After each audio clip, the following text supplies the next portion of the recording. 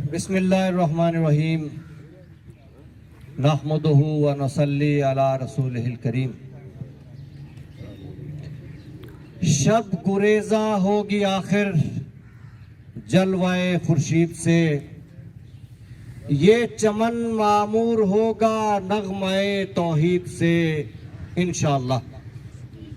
इकबाल रहमतुल्लाह अलैह की ये पेशीन गोई है, खुशखबरी है हमारे लिए, और इंशाअल्लाह अब वो वक्त आ गया है कि ऐसा ही होगा। उन्होंने 100 साल पहले जो खुशखबरी दी थी वह पूरी होने वाली है। जमाना आया है बेहिजाबी का, आम दीदार यार होगा। सकूत था पर्दादार जिसका, वो राज अब आश्कार होगा। गुजर गया अब वो दौर साकी के छुप के पीते थे पीने वाले। गुजर गया अब वो दौर साकी के छुप के पीते थे पीने वाले।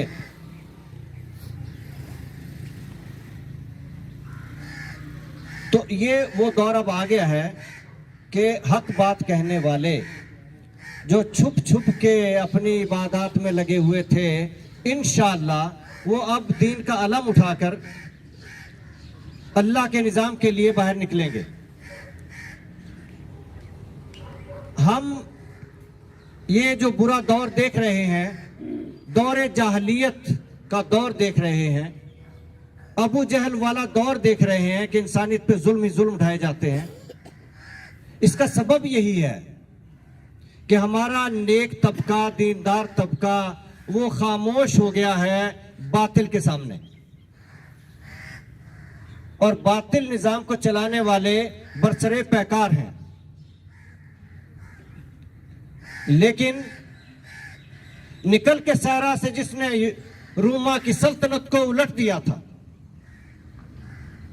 इकबाल रहमतुल्लाह अलैह हमें खुशखबरी सुना रहे हैं, निकल के सहरा से जिसने रूमा की सल्तनत को उलट दिया था, सुना है ये कुदसियों से मैंने, वो शेर फिर होशियार होगा। तो इंशाअल्लाह वो लोग जो अल्लाह का निजाम चलाने वाले लोग हैं वो फिर से होशियार होंगे, बेदार होंगे और बरसरे पैकार होंगे, और अल्लाह की जमीन पे अल्लाह का निजाम आएगा, कलमे की जमीन पे कलमे का निजाम आएगा। ये पाकिस्तान मुहाफिज पार्टी नेशनल, ये हमारा पैगाम है, हमारा मंशूर है, कलमे की जमीन कलमे का निजाम। इसी नारे पे पाकिस्तान बना था, 5 लाख गर्दनें कटवाई थी, कुर्बानियां दी गई थी, एक ही नारा था। वरना जिस तरह से लोगों ने कुर्बानियां दी, खानदान के खानदान रास्ते में कट गए, दरियाओं का पानी खून से सुर्ख हो गया। मुसलमान औरतों ने इज्जतें बचाने के लिए दरियाओं में छलांगे लगाई, अपने बच्चे कुओं में फेंक दिए, खुद कुओं में छलांगे लगा ली। जो वहां से 13 लोग, हमारे एक दोस्त हैं वो सुनाते हैं, 13 लोग घर के चले थे और 3 लोग यहां पहुंचे थे पाकिस्तान में। इतनी कुर्बानियां दी इस पाकिस्तान के लिए, और एक ही मकसद था सबका, और वो था पाकिस्तान का मतलब क्या, ला इलाहा इल्लल्लाह मुहम्मद रसूलुल्लाह। लेकिन आज पाकिस्तान में सारा निजाम उस कलमे के खिलाफ चल रहा है। जितना जुल्म इस मुल्क में है किसी में नहीं होगा, जितनी बददयानती, बातिल का बदतरीन निजाम, यानी काफरों का निजाम इस निजाम से कहीं बेहतर है। यूरोप का निजाम, चाइना का निजाम, अमेरिका का निजाम, दूसरे ममालिक ले लें, जितने भी काफरों के ममालिक हैं, उनका निजाम तो हमारे लोग तारीफें करते हैं। तो ये बातिल का निजाम चले और हम ख्वाब गफलत में पड़े रहें तो हम मुजरिम हैं, दुनिया में भी और आखिरत में भी। हम मुसलमान कैसे हैं कि निजाम बातिल का चला रहे हैं और नाम अल्लाह और रसूल का ले रहे हैं। तो पाकिस्तान मुहाफिज पार्टी का एक ही मंशूर है, कलमे की जमीन पे कलमे का निजाम। और वो निजाम आएगा तो वो निजाम क्या है? वो निजाम है 100% तालीम का निजाम। हर बच्चा बच्ची तालीम के दायरे में जाएगा, कोई अनपढ़ नहीं रहेगा इंशाअल्लाह। और तालीम सबके लिए मुफ्त होगी।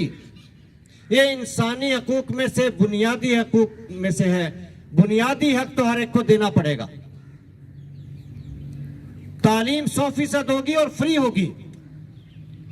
सरकारी मुलाजमीन के बच्चे सरकारी इदारों में पढ़ेंगे, पाबंदी होगी तो उनके अखराजात जो तनख्वाहों से भी ज्यादा तालीमी अखराजात हैं वो खत्म हो जाएंगे, तो रिश्वत भी खत्म हो जाएगी, उनके लिए आसानियां हो जाएंगी। निसाब सबका एक होगा और निसाब बामकसद होगा। तो तालीम के साथ साथ हुनर भी 100% होगा और इंशाअल्लाह फ्री होगा। पूरी कौम हुनरमंद होगी, तालीम याफ्ता होगी। दुनिया ने कर रखी है, हम मुसलमान क्यों नहीं कर सकते? चाइना वालों ने कर दिया, कोरिया वालों ने कर दिया, अमेरिका वालों ने कर दिया, यूरोप वालों ने कर दिया। बेशुमार मिसालें हैं। हमारे मुसलमान मुमालिक में भी मलेशिया ने कर दिया। बाकी लोग भी हमसे आगे निकल गए, हम क्यों नहीं कर सकते? ऐसे मुमालिक हैं दुनिया में। बिजली भी फ्री है, पानी भी फ्री है, ट्रांसपोर्ट भी फ्री है, हत्ता के खाना भी फ्री है। जहां मर्जी बैठ के खाना खाते हैं, चले जाते हैं, कोई बिल नहीं होता। जहां मर्जी टैक्सी में बैठे, जहां मर्जी उतर गए, कोई किराया नहीं होता। इस वक्त भी दुनिया में वो मालिक हैं। और जिनके पास इतने वसाइल नहीं है जितने हमारे पास है। हमारी बद इंतजामी ने, बैड मैनेजमेंट ने, बैड गवर्नेंस ने सब कुछ तबाह कर दिया। हमें भिखारी बना रखा है, हमें गुलाम बना रखा है, हमें जमाने में रुस्वा कर रखा है। और कसूरवार कौन है? हम हैं जो बेदार नहीं हो रहे। अपना निजाम लाने के लिए, अल्लाह और रसूल का निजाम लाने के लिए बेदार नहीं हो रहे। जब अल्लाह और रसूल का निजाम आएगा, तालीम 100% और फ्री, हुनर 100% और फ्री, हर आदमी हुनरमंद होगा, बरसरे रोजगार होगा, कोई बेरोजगार नहीं रहेगा जब हुनर आ जाएगा। इंडस्ट्री और टेक्नोलॉजी घर घर होगी। इंडस्ट्री इतनी ज्यादा होनी चाहिए जितनी चाइना में है। जीना है दुनिया में अगर, राज़े बका है इल्म और हुनर, और कोई रास्ता नहीं है। हमें साइंस और टेक्नोलॉजी, हुनर और सनत उस तरह करना पड़ेगा जैसे चाइना वालों ने किया है, बल्कि उससे ज्यादा। अदल होगा, अमन होगा। अदल और अमन ना हो, अदल ना हो तो अमन नहीं होता, अमन ना हो तो इन्वेस्टर इन्वेस्टमेंट नहीं करता, इन्वेस्टमेंट नहीं होती तो इंडस्ट्री भी नहीं लगती, इंडस्ट्री नहीं लगती तो रोजगार की कोई सूरत नहीं है, महंगाई कम होने की कोई सूरत नहीं है। हमें हर हाल में इंडस्ट्री को प्रमोट करना है।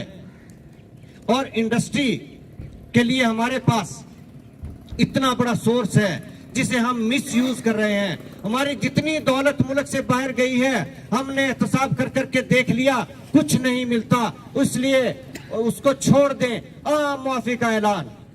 जितनी दौलत पाकिस्तानियों की मुल्क से बाहर है, मुल्क में ले आए, कोई हिसाब किताब नहीं, सारी वाइट मनी ला के सिर्फ इंडस्ट्री लगाए, कोई और इन्वेस्टमेंट नहीं हो सकती।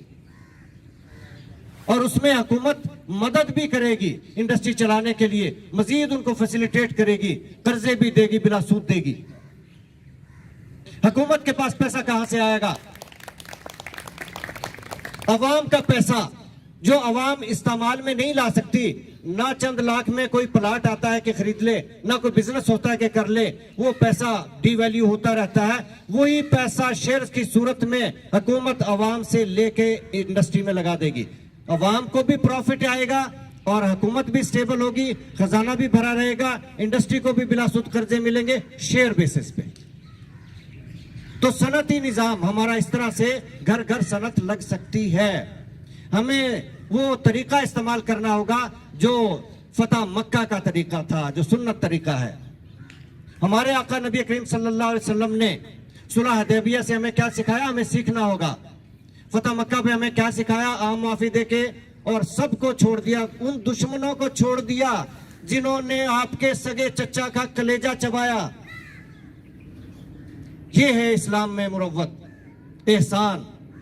और इसी के सदक़े से फिर, उनके इस अदा के सदक़े से फिर इस्लाम पूरी दुनिया में फैला है।